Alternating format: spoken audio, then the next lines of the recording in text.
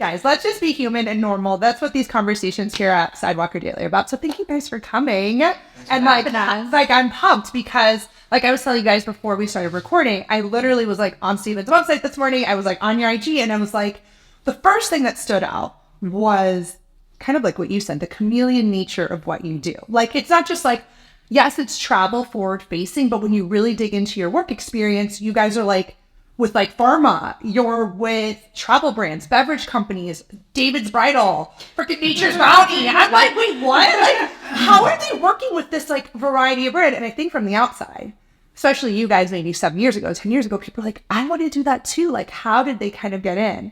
So what I really want to dive into today is just kind of the beginning.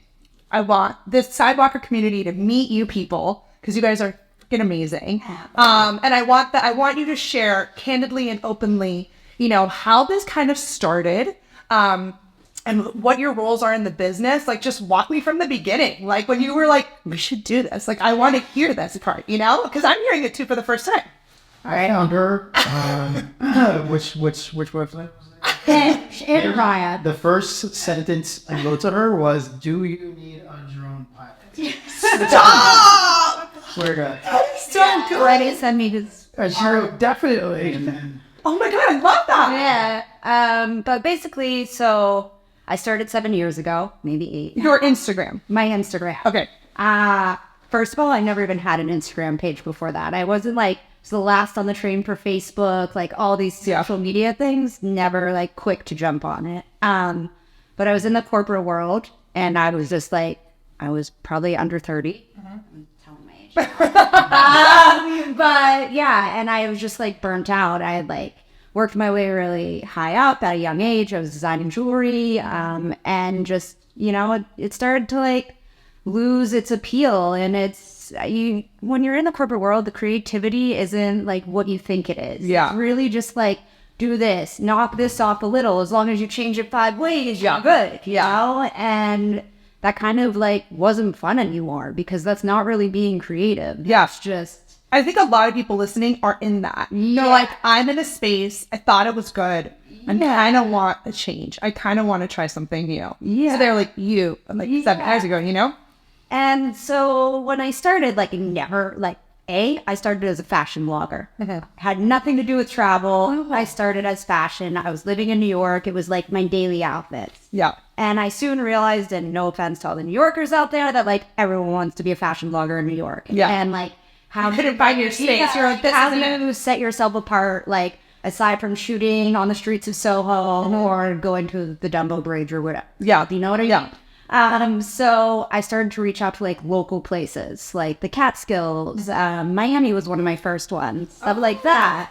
And soon after that, I realized it's really hard to do travel and fashion at the same time because your fashion shots are up close, so you're showing the looks, but your travel, you want to show the place and the destination. And so I segued into travel, and I remember my first big one that I landed was Thailand tourism, and that's huge. I was like, all right, This is for real. this is where I'm going to stick with travel. And it wasn't, about paying bills at the time. It was more about just getting those experiences, getting out there. And, as it evolved, it's turned into, making some income. Yeah. Which is now your full-time thing, right? Yeah, it's both of our full-time jobs. But that being said, not every opportunity is, rewarded with income. You're rewarded in other ways. Totally compensate for that with all of our beverage campaigns or things like that. Yeah. So I think what you're sharing is really important because I think when we all think of travel, it's like these beautiful hotels. It's like the sexy client, right? Like everyone wants to work with travel, but to your point, there are paid travel campaigns. And then there are campaigns that are like,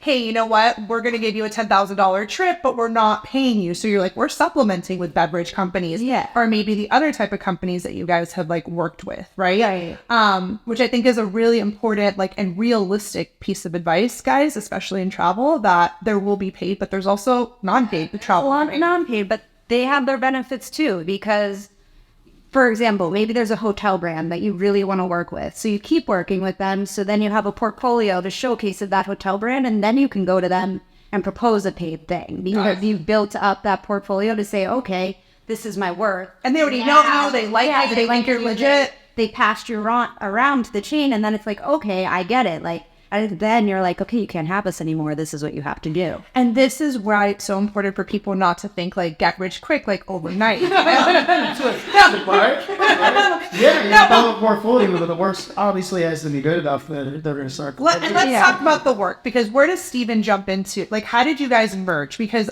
you are clearly a very talented photographer and also very talented videographer. You both are, but like, okay, it's just him. So you are like the actual production, the hand. So how did you guys kind of decide as a couple, like, hey, because you already had the skill set, right? Is it Forced his way in. I said I was never working with it. He's like, you're not working with it. I love it.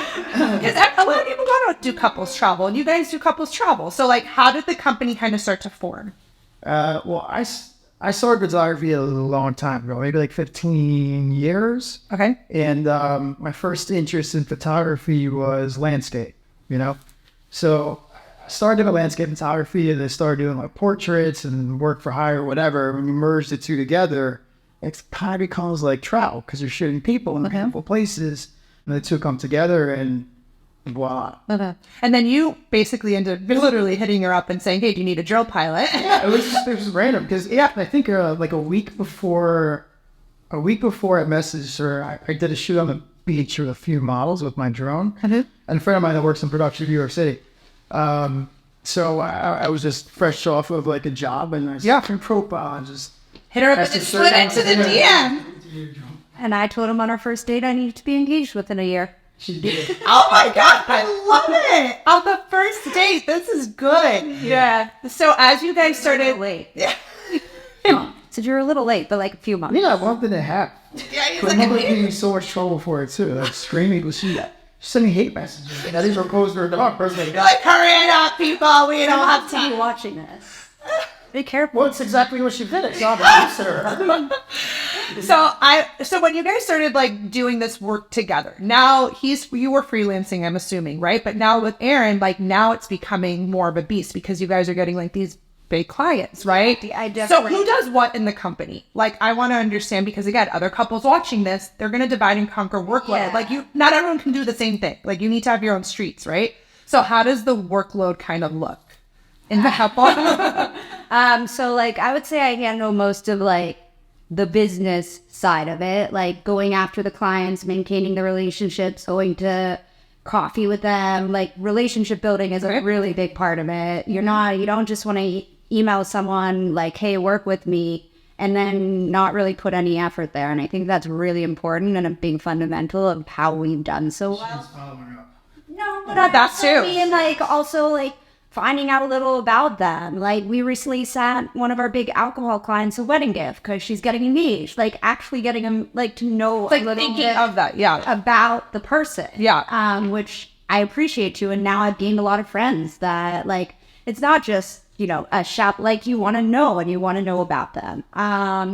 But yeah, so back to what you're at. You're like business side. I'm like business side. I'd like to say I'm creative too, like, conceptualizing. Often his answer is no, but sometimes it's yes. But like, no for a reason. It's not just like. But like, I did just have a really good idea somewhere we were at for our honeymoon, which you guys will see soon. But yeah, so like conceptualizing and then like bringing him down from his artsy fartsy side and being like, this is for social media right now. That is not going to work. Got it. So you're like reeling him in sometimes and be like, okay, that's beautiful and the footage is beautiful, but we're not working for Nat Geo. We're, doing this. So a million animal photos isn't going to do it, for lack of a better. Yeah. No, but the point I think is saying is like she'll kind of be more like spearheading, maybe content planning, or like we should do this or we should do that, and then you're executing, right? Like you're filming. Yeah, she'll write down a bunch of ideas or reels that he makes. I kind of need that guy. Of course. So otherwise, I'm just kind of floating out there. Totally. I just need to like hone in on. It's not all me telling you what to do. Like he comes up with a lot of the concepts. I'm not saying like she tells me exactly what to do, but it's like if you had like all this media that's kind of floating around, she draws the box. Keep it in, yeah. And that's great, like for your workflow. In terms of like, I guess your experience, Steven, and for people that want to get started, like really with this production side and learn content. I know you said you had a photography background. And are you like self-taught? Did you take courses? Like when you were the young aspiring photographer or videographer, how did you improve? Or like, how did you learn? Well, mostly self-taught. Okay. My brother studied photography in college Okay. in Colorado back in the film days. Uh-huh. And he used to photograph for the Buffaloes, I guess. Used to be on the football field. Yeah. And he'd also he'd shoot like products. So he gave me some like pointers, but otherwise I'm self-taught with a little bit of history or a little bit of background production too. Yeah. But it seems like you just get it done. Yeah, I mean, I've produced like several short films, a couple features. I've acted in a few films. I mean, I understand the filmmaking process, which helps in this whole process. Yeah. So I think it just comes down to, and we're hearing, because you're self-taught, you're like, get the drone, figure it out. Like, do a tutorial, like, a test. Like, just do it. You're Don't asking just me dream. to say what I would say to someone else that wants to get into it. I think everybody should learn photography one-on-one first. Okay, that's Like, interesting. Yeah, I mean, I read about it, but I also just kind of got it. I picked up on it, but you really need to know your way around the camera before you start using it. Like, seriously. Yeah. Know your way around a camera. So do people that first start, like, I'll get people that say, oh, I want to work with a hotel. I want to work with a tourism board. Like, can I just use my phone? Can I, like the iPhone 15, or do I need to invest? Like, let's talk beginner. Yeah. Is it, hey, if you really want to do this seriously, you're going to need some serious equipment? Or is it like while you're just getting started, like practice, and then once you get good, buy the good stuff? Like before the act. I think the best thing to do is go to B&H website, or actually just call B&H. Tell them what you want to do, and get a used camera, get some used lenses. Never buy the kits. That's Never interesting. buy the brand new kits. That's great advice, and especially you. Plastic lenses. Yeah. It's not worth it. Even just getting it used. Yeah, so let's get like an older like SLR, maybe get a mirrorless on like $800 and then buy a 50 millimeter, like a 51.8. You know, just learn your way around it, just start to feel comfortable with it, understand how it works, and then you go from there. And then you buy a wider lens and a longer lens. Yeah, start small. Yeah, then you start to learn how to edit, then you have to buy a computer, and then you get So do you guys, all your stuff, is it like done on like the professional camera and then put onto social? So like, because it's not like you're not using your phones to film. We don't use our phones for anything. But I was going to backtrack to even what you said about like, do you need a phone or a camera? Yeah. And the platform's always changing so much. So like, while we love to create these curated, you know, high quality videos, films, reels that we like, that might not be what Instagram wants right now. Like, it really depends on the platform. Right now, Instagram's showing things shot on an iPhone that, you know, just seems like you're in the moment and it hasn't been curated at all. So it really like depends. And also, but you guys do a lot of work that lives on your brand clients' websites, right? And that is like not phone stuff. Like, I mean, how can we sell something at the level that you're selling it and the packages that you're selling it? Yeah, I don't know if you could ever do it on. I mean, I've heard great things about the new 15, but I still don't think that like you could get what he gets with the phone. Well, I mean, He's edited a lot too. Like, it's the lens in an iPhone is like this. You know, the optics that we use is like. Yeah. And I think from a brand perspective, when you're putting your rates together and you're putting your packages together, there is a fee that you can charge, right? That's a higher fee because it's higher quality. So it's something to also consider. If you're building your business, you're like, hey, you know what? We're investing in these tools, but we're hoping to get our money back. Because if we buy a $800 camera, we get a $1,500 gig, that camera paid itself, right? And then obviously, like, I mean, I don't know, that's just how my brain always thinks, like, ROI of like investing in stuff. Will it make its money back, you know? What you won't believe is like, we'll be hired by clients, they'll send us to these places and you're not allowed to use a camera. So then it's happened on more than one occasion where we're hired and we're getting paid a lot of money, and like 5 places on the itinerary don't let you use a camera. So it's like, did they hire us thinking that we shot on an iPhone? And then in that case, did they look at our page at all? Because obviously we don't shoot, no offense to the iPhone shooters out there, it's great. Yeah. And there's a certain thing for everyone, but like, we obviously don't shoot on an iPhone, so why are you? Yeah, and that's happened to us on more than one occasion. It's almost impossible to achieve. That's crazy. Yeah. Like getting hired for a shoot and then like, don't bring your camera. Being asked for like drone footage and then being yelled at every time we fly the drone. And then when we've captured it, then the brand reaches out and asks to use that clip. And we're like, but you yelled at us when we flew. Yes. Things like that happen all the time. So. Yeah. Yeah, no, the drone thing is tricky too because there's laws and permits, and like I know at least me being on the brand side, I'm like, well, the pool is full of guests, and like you can't have like the drone out, so you guys have to come out earlier. We have to do off-season stuff. But it seems like we got through the content creation piece of it, and you've made some recommendations on like beginner cameras and where people can get started. Now let's try to transition into like client outreach. So I know you guys have worked with like I name drop some of the big brands, but who are some of the brands maybe when you got them, like human to human, like when you were like, oh my God, we're working with Amex or we're working with... I cried when we got Amex. It's like huge. Cried. Yes. I know where I was at that moment. Yes. It's like huge, like partnership. On a fresh trip in Montreal, and I opened the email and I started shaking and I started crying, and I'm gonna cry. Like, they have been the best partner to us for 2 years consecutively. Sent us a wedding gift. They're just great people, and they're a great company. And on top of that, I believe in the brand, and that's why it was a really big deal to me. Like, I own quite a few Amexes that my bills aren't fun, but the great benefits for the card, and I love it. So yeah, it felt like a good fit. It was a good fit. It was authentic, and that really, for the most part, we try to be as authentic as possible. I'm not going to say we're 99% and 100% authentic because we also have to pay our bills. Yeah, like majority of the time, we really strive to be that. And for Amex, I wrote them every quarter for a year for 5 years till I got a response. So like just like get this like pause because that is like the true definition of resilience, persistence, and freaking going for it. Just kept people going. think, oh, it just lands on your lap. It's just easy. And then the DMs I get, can I have your Amex contact? And I want to be like, go f*** yourself. I'm sorry. You're like, it took me 5 years. It took me like. Literally, I didn't give up. Would they say no? Let's pause. I want to deconstruct. Would they be like, I'm so sorry, not at this time, or just ghost you, or like a mix, or like this isn't the right timing, but follow back. It was a mix. I would figure out who the agency was, and then jump around and find another person. And once I'd figured out the email format, I would try another person. Yeah, you were just like. I remember, 5 years ago, I went to coffee with the agency, but then they just disappeared. And I kept trying because to me, that was like my goal brand.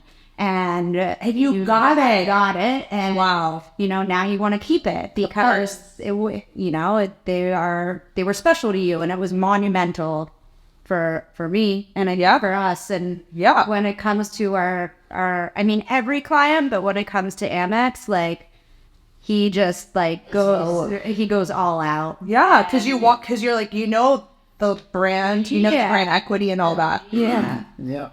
What about like in terms of outreach? Because like I said, you guys have worked with pharma companies. Like even just today, I saw that you posted like migraine medicine. Yeah. And probably their name pharma. No, lots of rules. No, but you can see it on, it's like a live post, right? Like you see it's on the page. And I was like, oh my God. So smart. I'm like, they probably, like when I think of like travel creators, people get stuck in like who they work with. And I'm like, wow, that's like an amazing partnership, right? Yeah. The same thing. Amex, same thing. Travel, beverage, alcohol. You guys try.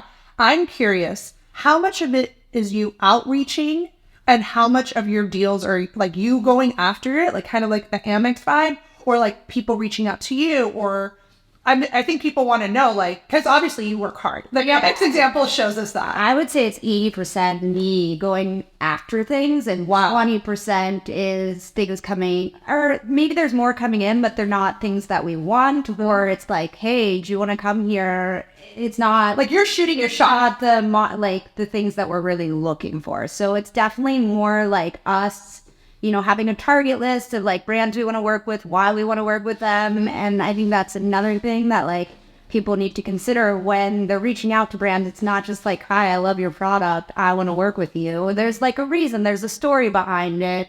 There's what you're going to do with it that's different, or why you connect with it than just like, I love you.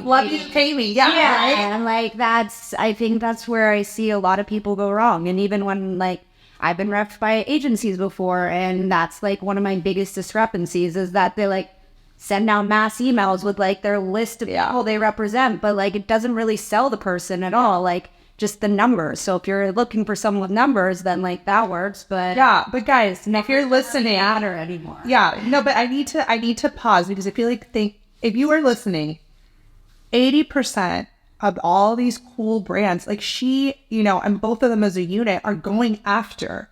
So reminder to everyone, including myself, because I'm like, oh, I want to work with someone. Don't just want to, do it. Go after it. Pitch it, follow up. Examples of our work. So it's not just like, it's the why, it's the how, and then it's a video of what we've done that's similar, or this is a type of video we'd like to do for you. Totally. So there's more to it than just... What about client retention? Like being able to work with the same brand again and again. Do you find that there are companies for creators that are, again, listening in, like for revenue streams, like consistent revenue? Because I know inconsistent revenue is a scary part of the creator thing. Like, are we making money this month? Do we have something happening? I mean, do you find that like you re-pitch these brands, like Amex you've worked with for a big chunk, versus like what I call that like one night stand approach, which is just like one brand deal versus like, I hate those. It's hard. We really do strive for retention. And I think that's our biggest thing, is working with repeat clients. Yes. And we've had a pretty good success with that. Right now, it's like a scary time in the industry, at least for us. Like the year started off really strong, but it's really slowed down. And especially with the holidays approaching, we're like, what's going on? Yeah. But I think, it goes back to what I said at the beginning, like establishing those relationships so that you have a reason to check in on someone. It's not just, hey, like, do you have another campaign for me? It's like, what's going on in your life right now? Yeah. And then you can, drop that. Not like user vibes, but actually sending her a wedding gift. I actually do care. So Yeah. It's not like I'm just doing it so then I can ask, but like actually connecting with the people. And if you don't connect, then like that's another story. But if you can make that connection, then like go after it. Yeah, no, that's amazing. So you guys are both full-time creators now. Now, outside of your production work, the Instagram, because you get paid sponsored content to be on Erin and Steven, right? That's like the Instagram page. So there's, I'm assuming, paid stuff that goes on your page. What would be the breakdown, like what goes on your page that you're getting paid for versus like the website for so-and-so or the website for princess or celebrity, like, content that the brand needs for them versus sponsored? Would you say it's an equal mix? Would you say that it's mostly like behind the scenes work that you guys do? Yeah, I think probably like 80% goes on Instagram. Really? 80% goes on Instagram. Wow, I wouldn't have thought that. I would have thought like, because the stuff is so high quality, I would have just thought that they want to use it all, that they want to own it, that they want to share it. It's interesting. So they usually start with like, it's supposed to go on Instagram, and then they contact us and they want this for our. Yeah. Although now more we've been getting hired for branded deals, and I think that's kind of the route we wanted to go. I kind of want to stray away from social just because I'm over Instagram, to be honest. We all go through that. We all go over Instagram. We're not those people that really jump on like the trending bandwagon, and we just like want to create, and that's not what Instagram wants to show. And so we really want to segue into doing more branded stuff because he's really talented. Super. That's what I'm saying. Like, for their marketing materials, right? It's like, that's what it can be used for. Like, he's shooting in a minimum of 4K, right? Am I? Like all the good stuff. And we're getting a camera that shoots 8K, and he's going to grant me because technical stuff is not my 4K. But either way, you guys are like, so this is interesting. So part of maybe your future goals are like pulling away from Instagram. Yeah, I don't want to worry how many views I got on a reel. Like, stressful. It's like stressful, and then the brand isn't going to like me because I didn't get enough views. But if they put it on their page, maybe it would be like really successful because it just depends on the audience. Yeah, or running ads to it or on their website, like a big opening homepage image, or something. Exactly. Like, we worked with an alcohol brand recently, and they ran ads on it, and they were like shocked. They like told us the amount of money, and it was not a lot, and the reel hit over 1 million views. Wow. So like close to 2. So like knowing that like, hey, if we put this amount of money behind each of our posts, maybe it would get the viewership that I think it deserves. Yeah. And like, I think a lot of times like we're not recognized because we don't have 500,000 followers, and like, you want to say numbers don't matter, but to a certain degree they still. It's like that sexy vanity, like in the or that She's like, I want to listen. What about you, Steven? Because she always was kind of IG centric, like Instagram, fashion days, New York. This wasn't like your zone. You were kind of like Martian. She was doing fashion, right? Like in New York or fashion days. For you, Instagram, has that been a space? I see what people get paid to post on a reel or post of this or do a campaign. Yeah, right. Exactly. I see what people get paid, and it's a lot. Like there's cases where it's like, holy shit, like I just got paid to like post this on my reel. Someone with your background that, you know, was doing more like freelance and production work, but now transitioning into also social. Mm-hmm. Would you agree, or would you be like, wow, it's so important to have this social media presence? Because for the brand or for us? For you guys, like as something to follow too. So, I mean, it's a great way to showcase your work too, and get like potentially future clients. Well, yeah, I mean, how many users? How many people are on Instagram? Like a bajillion. 2 billion? Yeah, something crazy. How many people are watching primetime television show on TV? It's like 2 billion. Yeah, so yeah. Anybody, you know, our clients and us, there's so much more potential reach. Yeah, even if it's not for like social, it's a way of like building your portfolio by an Instagram page, you know, and just showing like, this is my portfolio page. Here's an Instagram page that shows each link. Yeah. So let's talk about, because we've gone through the clients, we started off with content. I kind of want to talk also about like this idea of like couples travel and couples work. Like, you know, we all know Instagram is not what it seems, but a lot of people want to, hey, my husband can shoot, like my boyfriend can shoot, or vice versa. Like I see this a lot, like especially in the travel industry, because it makes sense, right? You're working towards a common goal. You're both like inspired and motivated, but like you said, we don't always see the back end. For couples that are watching or listening and want to work together, we all know it's hard. We all know all the good and bad, but what are some things to just kind of maybe advice, like to kind of help people who are navigating the space of being together, also working together? I don't know, like surely, because you guys are also newlyweds. You're My first piece of advice is always say yes to your wife. We never do. On a rare occasion. You ask me to shoot something, yes, of course. That's husbands listen, okay? Every husband listens. I mean, I think the first thing to say is that it's not just shooting a picture. And the amount of times that people like will be at dinner and they're like, "Oh, honey, we should do this. All you need to do is go and shoot pictures." And like, that's not what it is. There's like more to it. And I think with travel especially, like blogs are important. Like, so you can tell a story about a place. Like I find it so annoying when I see travel bloggers like work with like a hotel and their caption is like "sun's out, buns out." Like, how are you telling them like about the hotel? You know what I mean? So it's more than just the picture. Yeah. And then like, if you do want to do it, like find inspo. Like I'm always looking for like at other people, not to copy them, but to like see what I like that they're doing and like how can I recreate that in a certain way that aligns with us. Yeah. And also just like remaining, for the most part, like authentic to who we are. And like, I think the one thing about us is like, we're us. It's like what you see is what you get. Like I don't do my hair when we go shoot. I don't do my makeup. Like we are out there just having fun as a couple. But you're having fun as a couple, but you're also most of the time we're having fun. But like it's work.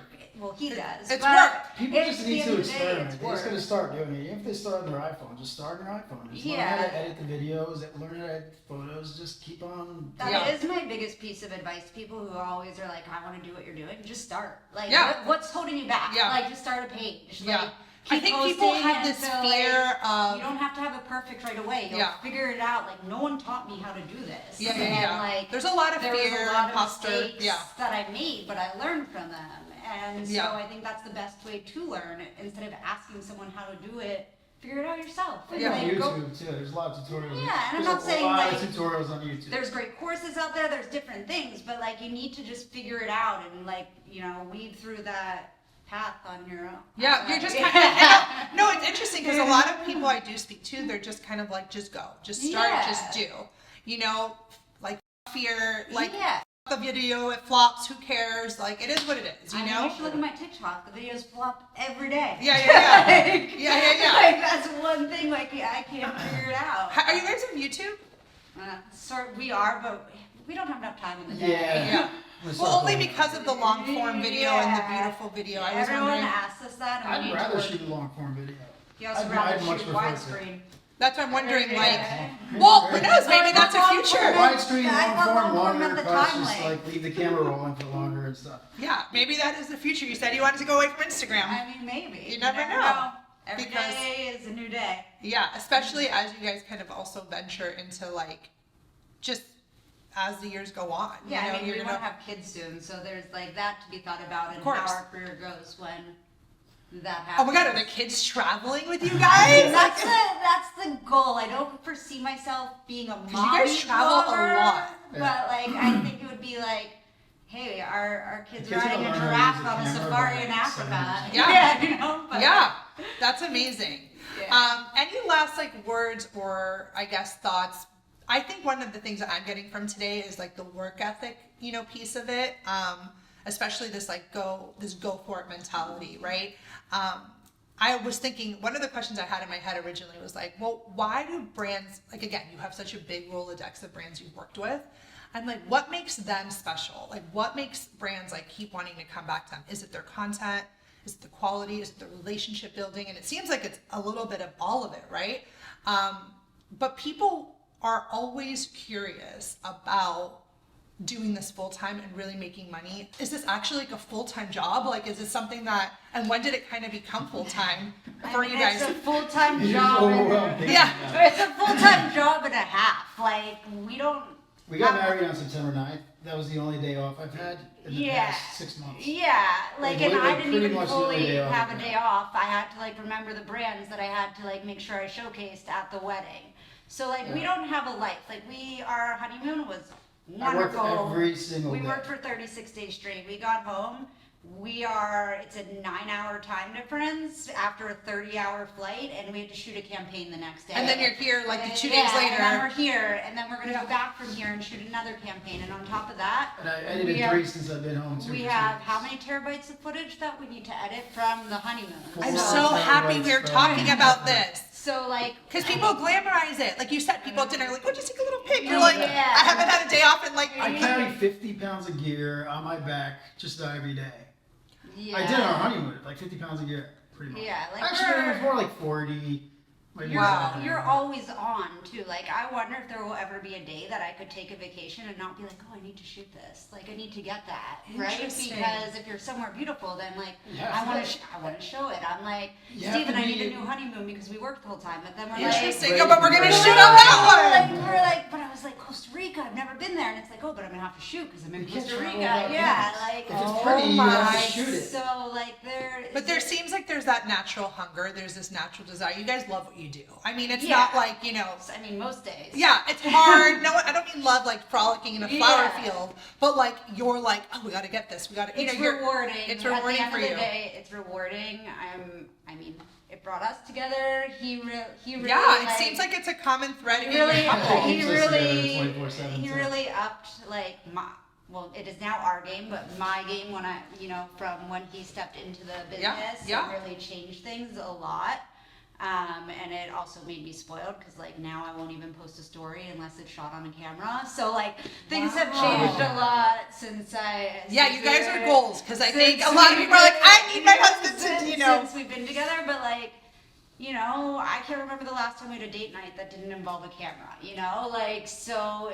That's hard. It's what I really want for us this year is to find some kind of balance because I will tell you now that there is no balance. Right It now, is there's all none. work. And so yes, it is great, but don't think it's gonna be just like. It's not easy. Yeah, it's not It easy. doesn't- It is not easy. Yeah. Yeah, the balance part is something I think so many of us struggle with in entrepreneurship in general. When you own your own business, it owns you in a way, and finding like this like work-life balance, it almost feels like finding a unicorn. Like how are we gonna like be able to do it? I mean, I'm a mom, I have 2 kids, like I'm a husband. Yeah, I'm like how, you know? Yeah. But I think it's important that you guys were honest about that instead of like just people could just act like, oh yeah, I love it. No, you're like, no, we like literally or bust our like, ass. here's Like we're how so you do tired, this, you know? and you can make $100,000 if you follow these 4 steps. No. No. It's Ready not to like go. no. If someone tells you that, they're wrong. One of the things I think a lot of people, because this whole series is called Creator Currency, right? Like transparency around brand deals without giving away any information or anything that's like, a brand or whatever. Can you like share anything you're comfortable sharing about what creators are getting paid that do this full time like you? So people that are like, oh, is this worth even like going for me? Like from a high to a low, whatever. Yeah, I mean, I think there's a wide scope, and like one thing we try to do is create packages, so it's not just one post, right? So when you're going after a brand, you should say like, here, I want to do this for Halloween, I want to do this for Thanksgiving, and I want to do this for Christmas. And you're creating a package. And with that, you're developing, sorry for lack of a better word, I'm still jet lagged. It's offering more value. Yeah, you're offering more value so you can demand. That's the word I was looking for, a higher price. So I think, we've had large multi-pose campaigns that, are upwards of 50K, but then we've taken ones that, could even be barber or Free, like straight up, like on free, or we could take one that is, 2,500. I try to take less of those now, but there's a it depends who it is. There's a very good variety. Goes back to like the relationships I said. So like if it's someone that I've worked with for a really long time and they're like, oh my God, I'm out of budget this month, but I really need this. Will you do this for me? Yeah, of course. I love you. I'll do it. Totally. What's your budget? Let's make it work. Yeah. Like, so that goes back to the relationship piece of it. So, and what about the growth, like raising your rates, like, or getting, because that's scary for any of us. Even me, I'm like, we're going higher, because you don't want to be in that smaller space. But like, we're all human. And I always tell people, like, I literally work with like some of the biggest influencers literally in the world. And they'll be like, oh yeah, I did that for free. I'm like, oh yeah, they're like, who cares? Like, I wanted the flight. I wanted this. I wanted the hotel. I'm like, everyone thinks you're getting like this crazy, something. But people do things for free all the time. It's just a matter of, does this make sense for me? It's not a fucking water bottle. Like, we're doing something for like an experience that's maybe like a bucket list. And like you said, bringing in other brands to supplement, like an alcohol brand, like something else, But yeah, I'm curious, like with your just like negotiating in general, is that like a you thing? Yeah, it's a me thing, but I hate negotiating. But I will say sometimes I can't even believe we get paid to do this. It's like amazing, but then we have no days off, so. Should have waited because she doesn't sit in my chair. Yeah. This is true also. Rates, I think the reason we like go up the most is when I talk to other people and I'm like, wait, they charge for that and this is what they're doing? That's what this series is done. This is what this series is done. Like, that's how I'm like, we are definitely not charging enough. So I think that's like the main way we've gone up in rates is hearing what the industry is charging and seeing what they're producing and being like, oh, we're way off here. Like, we need to change that. No, I love that. And that's why we literally started Creator Currency, because every single guest has given us like a range. Like, they'll be like, here's the vague, even though it's like saying, I got this for this. People are sharing, but it gets people to be like, like, if you have a production company charge $500,000 for a 30-second commercial like it was on television, or you pay people like us, say 10, 20, 30, or like less to get something that was seen by more people than a commercial would have been seen on TV. You know what I mean? So for this, and like the same quality, honestly, maybe not like because the TV crew the commercial crew is a big crew. There's people, they get it done. But more people still might see the piece that you made for that company for a lot less money. So you shouldn't feel bad about charging more. I love that. And I love how you broke it down. Like, if you're paying literally $500,000 for a 30-second ad spot on TV, like taking that $500,000 budget, parceling out. Like, give it to a few of. You gotta pay to put it on TV afterwards. And Instagram, all you gotta do is post it. It's crazy. That's why it kind of lives forever. Unless you're like an asshole and you archive the post. It does. It lives forever. It really does. Like, they're getting ads. And companies always need new media. Always. So there's always demand. Always. Yeah. Oh, it's true. And think about the amount. Sometimes I feel like we get burned out with content. Imagine companies that are like needing to make, certain sales goals or deadlines. Like they need content just more than we need to make it. So I love that. There's always demand in this industry because content is always needed. Yeah. Yeah. That's amazing. Thank you guys so much for being here. This was so good. I did pretty well considering. You did amazing.